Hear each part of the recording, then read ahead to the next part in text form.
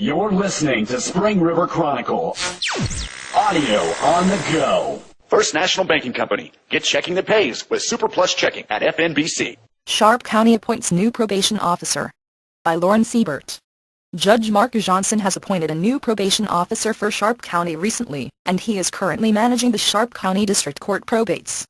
According to the newly appointed Sharp County District Court probation officer Colbert English, he says he is excited about the position. I feel pretty good. I'm dealing with a lot of people I had met when I ran the Mission of Hope several years ago, and through the school when I worked there, English said. I am seeing some of the kids, and believe it or not, parents, as well as a lot of people that I have met through the various positions I have held in the area. One of the things they needed to learn in me doing this job, even though I may know you, I'll nail your butt if I have to. English explained that in his younger days he himself had a problem with drug addiction, and that he understands what individuals are going through. I tell them all the same thing. You have support from me and those that love you, and you've made some bad choices, but you don't have to let those ruin your life. I made bad choices, but I didn't let them ruin my life, English said. English noted that in his short time as the county's probation officer, he has discovered this is not a thankless job. I've had a couple of people, in just the 3 weeks I've been doing this, thank me.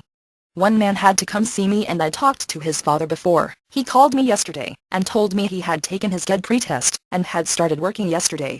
English noted that he has been given a responsibility to help individuals walk the straight and narrow. I am here to assist people in the best way I can who are in legal trouble, to get everything taken care of.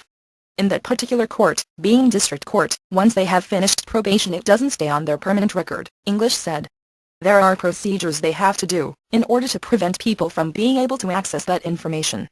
The generally understood function of a probation officer is to help those who have found themselves on probation to be held accountable and retrain them to lead a life free of criminal activity. English explains he believes the duties should not stop there. I take it a little farther than that. That is a pretty good description of what most parole and probation officers do, but I believe that those that want to be helped will get the help, and if I can be of assistance I will. Those that don't want the help, that's on them, English said.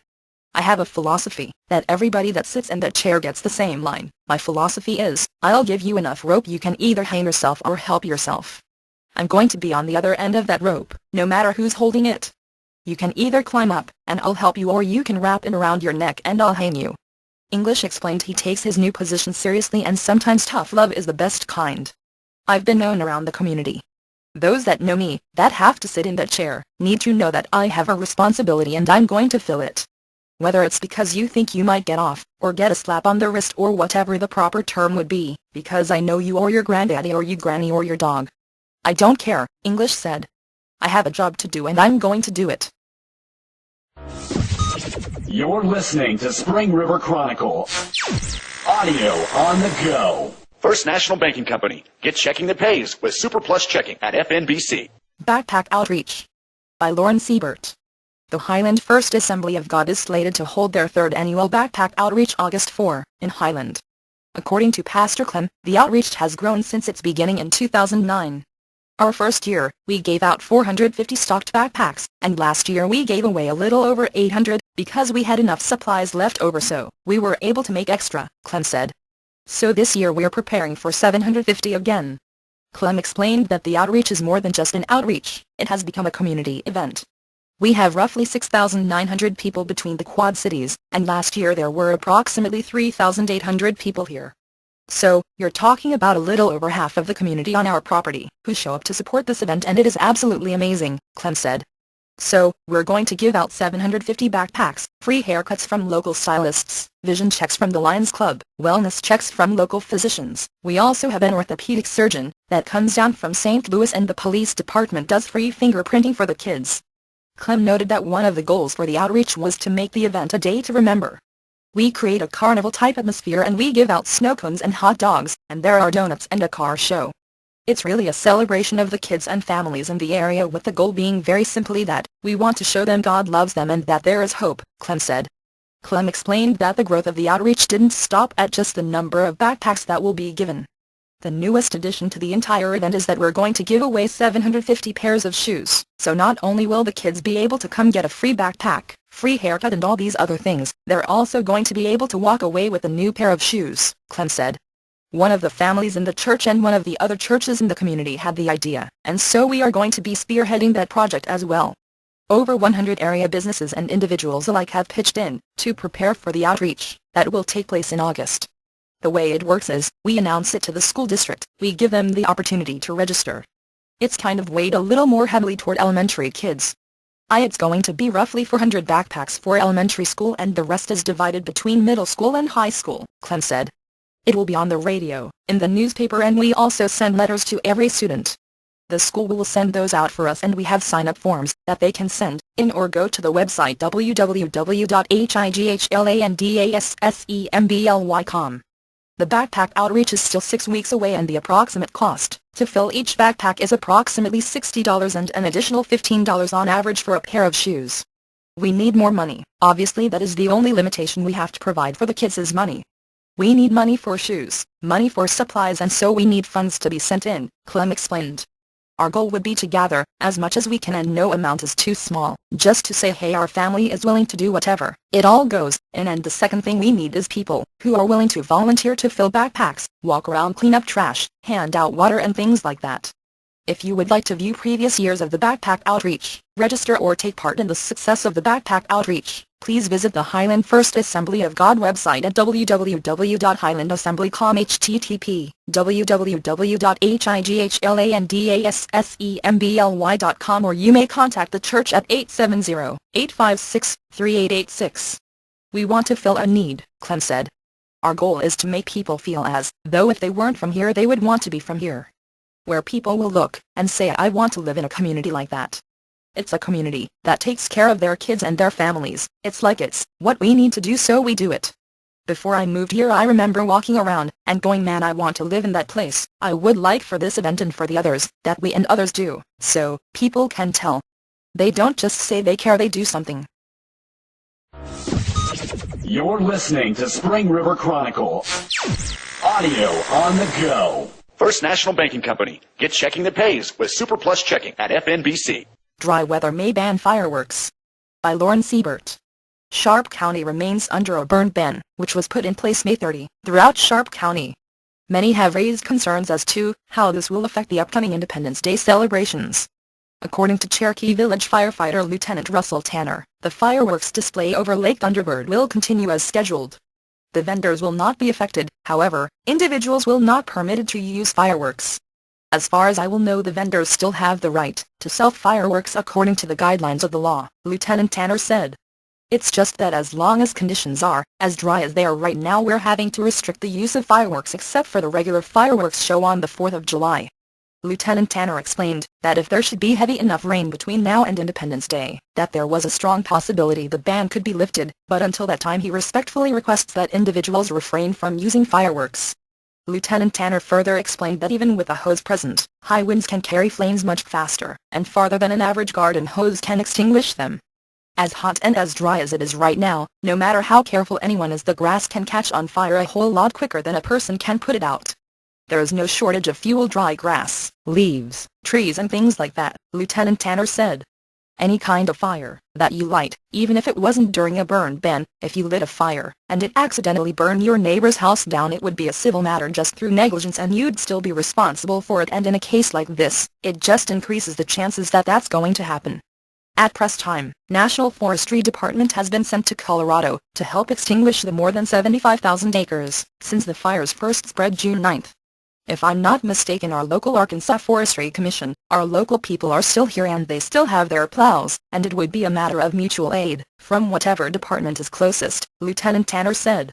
They can request whatever assistance they need, and it's the same way here. We can still call Arkansas State Forestry and cut us a fire line if we need to, and we still have our local people, but that's why we put the burn ban on, so we don't use up all our resources for something that we can prevent. And with the burn ban, even if the ban was to be lifted between now and Independence Day, Lieutenant Tanner says he encourages everyone to use precautions when using fireworks. That is the main thing, is even if they lift the ban to where people can shoot fireworks, it would be best if they will try to get to an area where there is a gravel spot or a place where there is not a lot of dry fuel load to prevent a fire, Lieutenant Tanner said. It's mostly common sense, which everyone has different levels and different beliefs. If you think it will burn, it probably can. Thanks for listening to Spring River Chronicle Audio on the Go. Be sure to subscribe to the paper and check us out online at myspringriver.com. Q&A with Letitia Russell by Lauren Siebert. The Benefit for the Angels project took place to June 23rd at the Highlander in Hardy. A. Q&A with Letitia Russell, one of the sponsors for the Hearts for Kids event. Q. What was the event? A. It was a fundraiser for the Benefit for the Angels project called Hearts for Kids and Everything that was coordinated in West Memphis for the Ride for the Angels project ended here in Hardy at the Highlander. Q. How did it go? A. It was fantastic. The atmosphere was absolutely frenzied with fun and excitement for people to just be involved in everything that was happening at the Highlander. Q. How much was raised? A. We don't have an official tally yet, but we know for certain we were able to raise more than $1,000 for the Splash Park project. Q. Were there any obstacles that had to be overcome in order to make the event a success? A. Several. For us to coordinate from the ride, which started in West Memphis, to have a finishing point took some doing, but Hardy was able to provide that through the Highlander. Q. As the grand opening of the amphitheater, how was the atmosphere? A. I was absolutely thrilled to see it in action again, and it was just absolutely electrifying with everything that was going on, and to see the activity, and to see the band set up, and the people at the concession stands, to see everything that was going on outside was great. Q. What about the park is of personal interest to you? A. Everybody remembers the 3 boys who were brutally murdered in West Memphis, and I'll never forget that, and there have been so many since then, and it does mean something to remember them, and they were taken too soon. That's what it was all about, was them being taken too soon, and we shouldn't forget, because if we do then we cannot protect the future, and this memorial park will be part of remembering to make sure that everybody does their best effort to protect the futures of our children. Q. What do you have to say about the bands? A. I think Stone Dixie was outstanding, and I know that Hired Guns was also from West Memphis, but I was privileged to see our own Hardy Dylan Kane and Ashley Armstrong to be participating in this. They were very musically entertaining. Q. Do you feel like the event was successful? A. The event was a huge success. I'll tell you what. That was something that really touched me, was once again to see our community. This was something for West Memphis, but it doesn't matter if it was for West Memphis. Hardy individuals and businesses came together for a project that had nothing to do with our town, but to make it possible, and everything that they did at the Highlander is the success of it. Q. Is there anything that you would like to say to the Spring River area about this? A. I'm proud of you. I'm proud to be from this area, and I'm proud of everybody that put a foot forward for the children. What better project can there be than the Angles project, and it was crucial. If every town in America was as solid as this community in their efforts to not only help their own people, but to help other people with nothing but generosity and hospitality, with just being good-hearted, then we would have all these problems, and I'm really proud of Hardy. I'm proud of our hometown. Board member for the Project E West would like to thank everyone who helped to make the event a success. Overall, we felt like our event was a success, considering this was our first large event. We did have a few kinks, but we have learned much for future events. We had lots of input from our riders, which we appreciated, and received lots of great advice and tips. Estimated, I would say, around 80 people. A final count of the money has not been made, but just guessing from our auction, we know it's over $1,000. The Highlander facility was wonderful, and the staff and owners Mark and Robin Gordon could not have been more accommodating, and they all worked hard to get it ready for our event and during the event. We owe them all a huge thank you. Additionally, the Best Western Village and graciously discounted rooms for our riders and volunteers who traveled to Hardy. Thank you, Nimi Desai. We also want to thank all the businesses in Hardy who donated items and certificates for our auction and raffle, and those residents who came and participated in the festivities. A big thank you to our bands Dylan and Ashley, Kyle Kaiser, and the boys from Stone Dixie and Hired Guns. These performers all donated their time and music for free. We cannot thank them enough. Many had to leave early and missed awesome performances by these musicians. We could not have asked for a more beautiful area to enjoy after our event, and many of us got to have some time on the water.